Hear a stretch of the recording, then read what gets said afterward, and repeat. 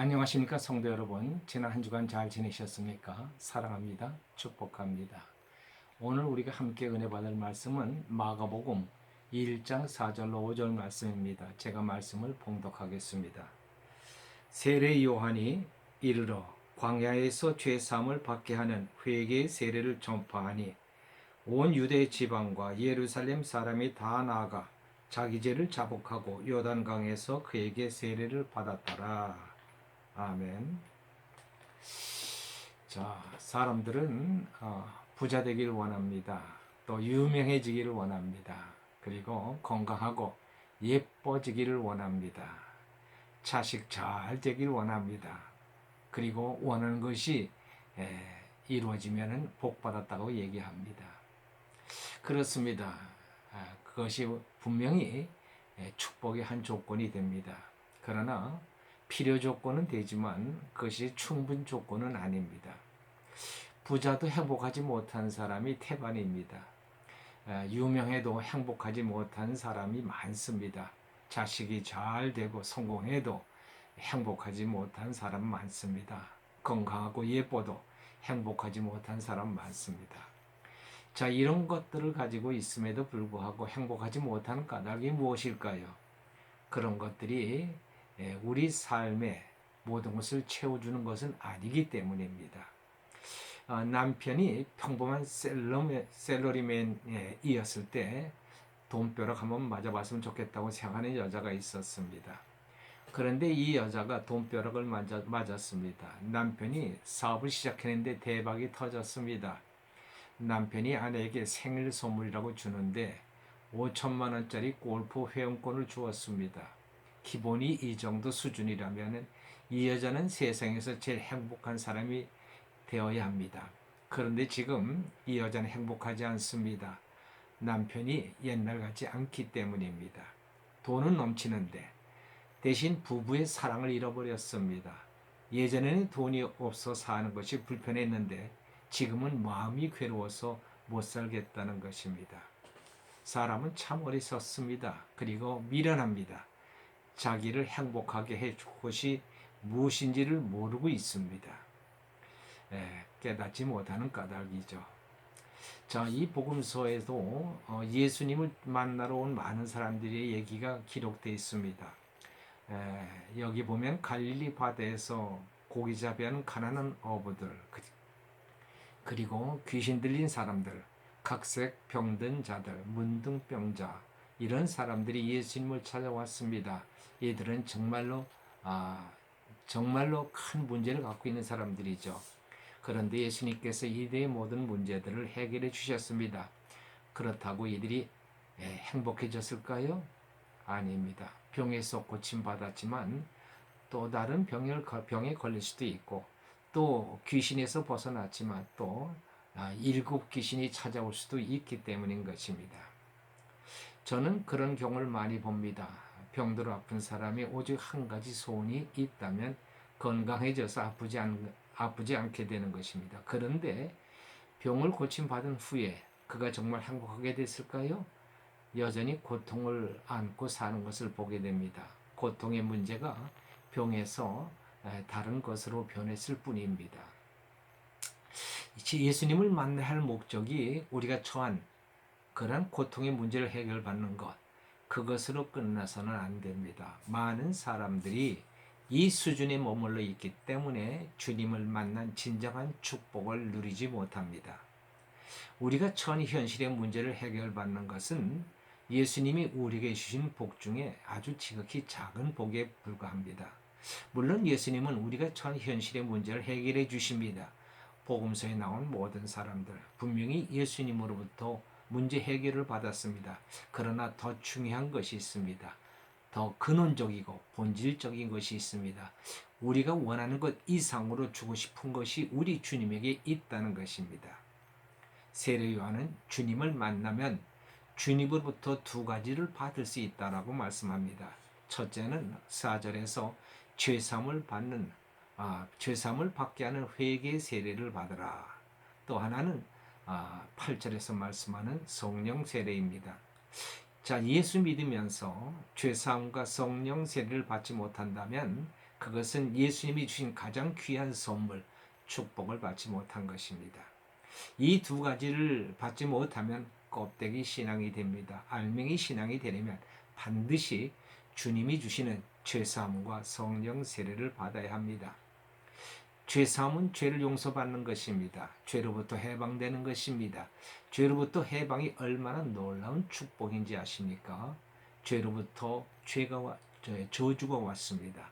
또 저주로 말미암아 모든 고통과 두려움과 재앙이 오게 되는 것입니다.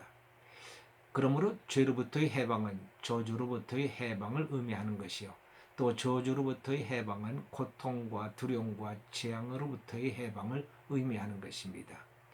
집안 식구들에게 질병이 자꾸 생기고 안 좋은 일이 끊이지 않고 복잡한 일들이 생기면 이런 것을 두고 집안에 우환이 꼈다라고 말합니다. 그래서 세상 사람들은 부적을 사서 달고 무당을 불러서 구슬하기도 합니다. 왜 이런 일들이 생깁니까? 그 집안에 저주가 임한 것입니다. 저주가 임하면 귀신이 신나는 것입니다. 귀신이 별짓거리를 다 해가면서 그 집안 사람들을 괴롭힙니다. 본래 귀신이 하는 일은 사람을 속이고 괴롭히고 멸망시키는 것뿐입니다. 그런데 거기다가 귀신을 불러들이는 푸닥거리를 하고 부족을 달면 귀신은 더 신나는 것이죠. 귀신에게 더 열심히 춤추라고 부채질해준 격이 되는 것입니다. 자, 그러면 우환을 해결하는 길이 무엇입니까? 저주를 떠나가게 하는 것입니다. 집안에 임한 저주가 떠나가면 우환은 없어집니다. 이것은 마치 더러운 더러운 쓰레기 더미가 쌓여 있으면 거기에 온갖 더러운 벌레가 생기고 병원균이 창궐하는 것과 같습니다. 죄가 쌓이면 저주가 생기고 그 저주는 결국 질병과 우환이 생겨지는 것입니다. 중세기 1348년에서 1350년 사이에 유럽에 아주 무서운 전염병이 돌았습니다. 페스트라고 하는 전염병입니다. 무려 유럽 인구의 3분의 1이 죽었습니다. 그 전염병이 시작된 것은 한 배가 이탈리아 항구에 들어오면서부터였습니다. 그 배가 항구에 들어올 때 벌써 그 배에 타고 있던 사람들이 절반은 죽어 있었습니다. 나머지 사람들도 열병에 신음하고 있었습니다. 그 배에 페스트균이 전염되고 있었어요. 급히 배를 항구에서 추방했지만 이미 쥐벼룩에 물린 쥐들이 상륙했습니다. 그리고 그 쥐들이 흑사병을 퍼뜨렸습니다. 흑사병을 대처할 방법을 몰랐습니다. 속수무책이었습니다. 흑사병에 걸린 사람마다 다 죽어 넘어졌습니다. 3,500만 명이 죽었습니다. 그런데 유독 유대인들이 모여 사는 곳에는 전염병이 돌지 않았습니다. 역사에 기록되어 있는 사실입니다. 유대인들은 정결법이 있어서 정결하게 사는 방법을 알고 있었고 그렇게 살았습니다. 정결하게 사는 사람들에게 전염병은 조금도 하지 못했던 것입니다. 죄라는 것이 이렇습니다. 죄는 전염병과 같은 것입니다. 죄의 삭은 사망이라고 했습니다. 죄를 정결하게 씻어내지 못하면 무서운 재앙을 피할 수 없다는 것입니다. 죄의 문제를 해결하지 않으면 아무도 저주에서 오는 우환을 해결할 길이 없습니다. 예수님께서는 우리에게 이 축복을 주시는 것입니다.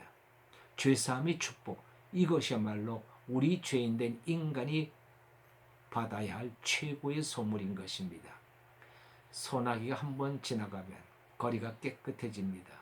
예수님의 죄사함은 우리의 모든 저주를 깨끗하게 없애버립니다.